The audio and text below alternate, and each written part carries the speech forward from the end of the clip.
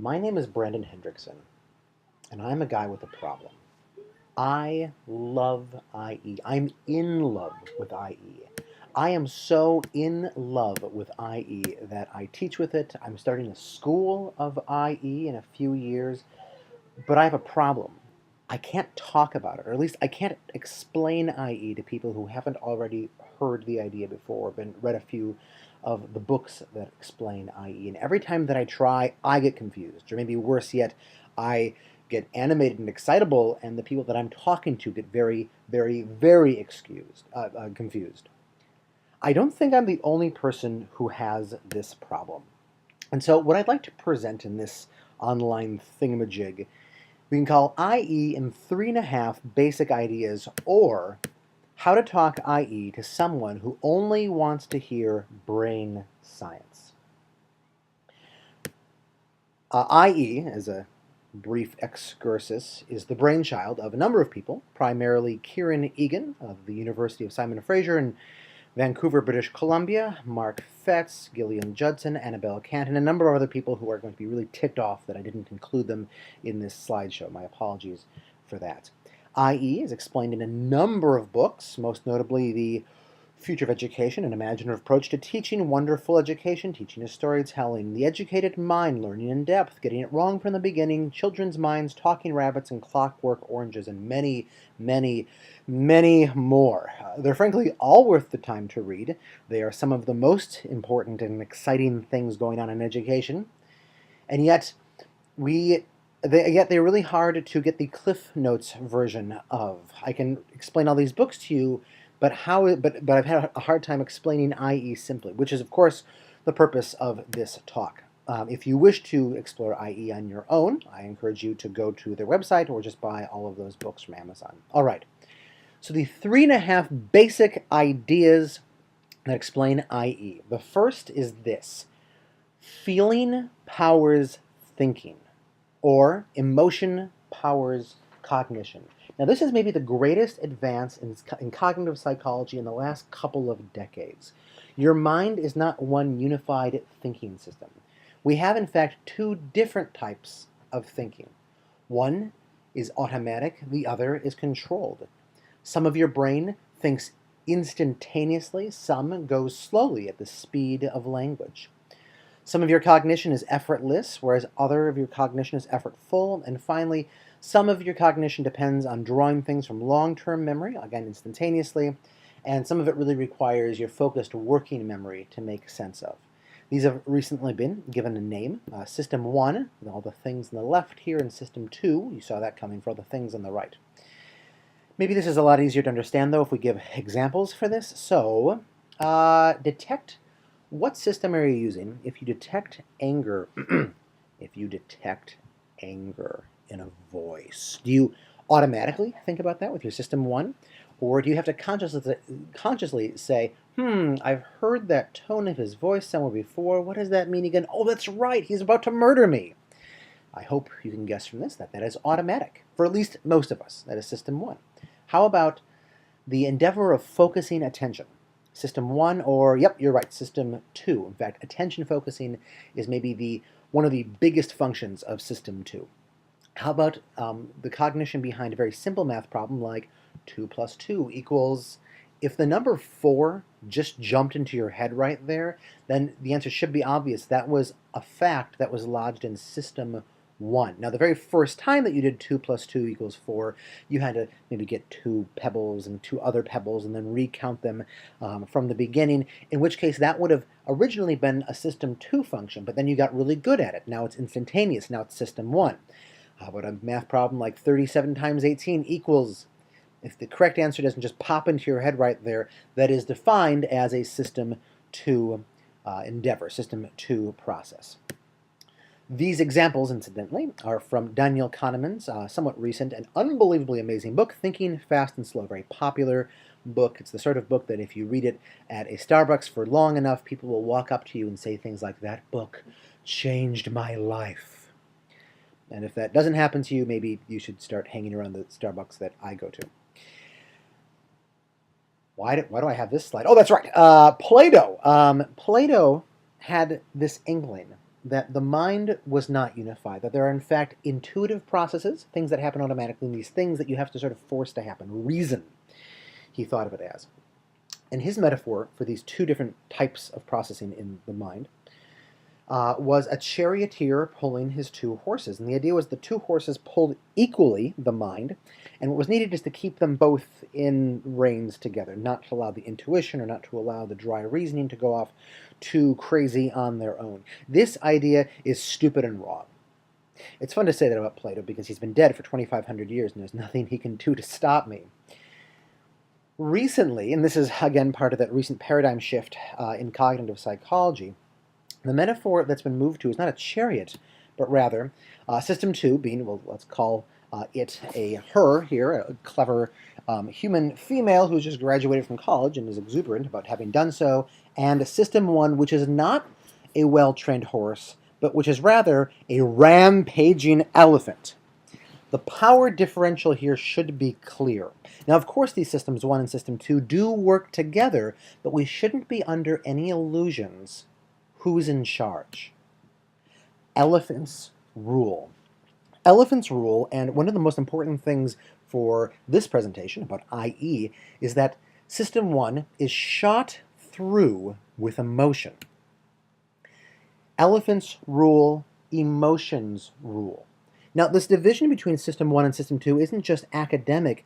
This division may be at the heart of our modern educational tragedy. We're conscious of our System 2. We're conscious of our consciousnesses.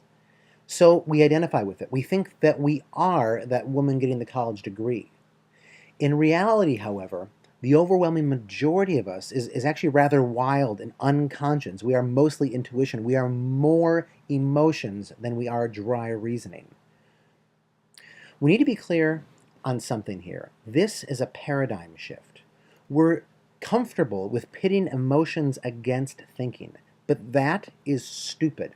As the psychologist Jonathan Haidt writes, emotions are a kind of information processing. Contrasting emotion with cognition is therefore as pointless as contrasting rain with weather or cars with vehicles. As an aside, if you haven't already read Haidt's recent book, The Righteous Mind, Why Good People Are Divided, you can read it for yourself. You must. Haidt is doing in moral psychology in this book what I think a lot of us are interested in doing in educational theory. He's bringing emotions back. And as an aside to that aside, this whole idea of systems 1 and 2, automatic processing being stronger than deliberative reasoning, is shot through itself in a whole host of very popular books on psychology. Some of them written just by popular authors. Lehrer writes this one. David Brooks, the New York Times columnist, wrote The Social Animal. It should have been called The Unconscious Animal, but no one would buy that book. And Malcolm Gladwell, if you weren't aware, actually wrote a book on exactly this topic. These are popular works. There are a series of more scholarly works, which actually generally agree with all the things in these books, more or less. These are not all of the ones I could have put on here. Really, this is just this flood of books on these topics. This is current in popular psychological thinking and in academic psychology as well. Okay, emotion powers cognition. We can see this. We can see the power of emotions terrifyingly by watching what's happened to some people who have lost their emotions. And I refer here to Antonio Damasio's wonderful book, almost the granddaddy of all of the books that I just made reference to, Descartes' Error. If the subtitle of the book helps you suss out what the thesis of the book is, good for you. All right, so Damasio writes about, back in the 1970s, a client walking into his practice. The client whom Damasio pseudonymizes as Elliot. Elliot's life is falling apart, and he can't figure out why. And neither can any of the psychologists that Elliot has already gone to. Elliot is described by Damasio as pleasant, respectful, ironic, cool, detached, and unperturbed. Note for a second how many of these adjectives might very well describe the sort of student who is thought of as an ideal student in many of the schools that we run or work at or what have you. Um, Eliot, a few years earlier, had a brain tumor in the front of his brain, and thankfully it hadn't been malignant and it was removed safely. There was a little bit of damage done to his frontal lobe, however. And in the years after that, actually in the weeks and months after that, after his recuperation, Eliot had proven incapable of responding to important but subtle cues in the environment. At work, he would just get enmeshed in one task and continue to work in at it, even if there were more important things to be done. Or he would switch back and forth between things, even if he should have been sticking with one. He lost his job there. He started up a number of other businesses, some with quite disreputable characters that everybody warned him against. Everyone said, this is a terrible idea. But he said, no, it seems like it should be a good idea. And he went through with it. And he lost his everything, all of his savings, his entire fortune he had lost. His wife left him. His children hated him. His life, as I said, was falling apart. And Damasio couldn't figure out why. Damasio tested his intelligence. His IQ actually tested in the superior range. He tested his working memory and his long-term memory. His verbal acuity. He tested his personality. Everything turned out to be fine.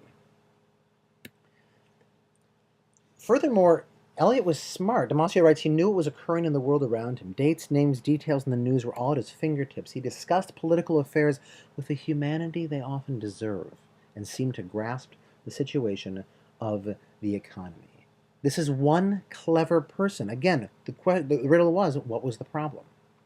The breakthrough came when one of Damasio's co-workers gave Eliot a test that sussed out not his cognitive abilities, but his emotional abilities. The test went by showing truly horrific images, flashing them in front of Eliot's face, and then looking to see how Eliot reacted. Now, you or I, if we were seeing a picture, say, of a person burning to death, might react with revulsion. We would recoil in horror, and that would be done automatically. That would be done pre-consciously. Eliot didn't do that. And he noted how odd this was. He noted how odd it was that he didn't have these emotions anymore. Eliot's life was falling apart, not because of his cognition, but because of his emotions, because of his System 1. His cognition was useless without his emotions. We might summarize, Damasio writes, Eliot's predicament as to know but not to feel. Eliot was useless. His cognition was useless without his emotions. Our cognition is useless without our emotions. Our students' cognitions, can we repeat this enough times, are useless without their emotions. Emotions move us. They push us and pull us away from things. Jonah Lehrer writes, what's the purpose of all this pleasure? It turns out that the real benefit of delight is in its powerful effect on attention. A sense of pleasure is the brain's way of telling itself to look over there, or there, or there. We might add on to that a sense of boredom, a sense of displeasure, is the brain's way of telling itself to look over there, or there, or there. So I've been using the phrase emotions, and I'm going to continue to use that. Now there's a problem, however, with that word. Emotions can mean some very complex things: envy, and greed, and ecstasy, and bamboozlement.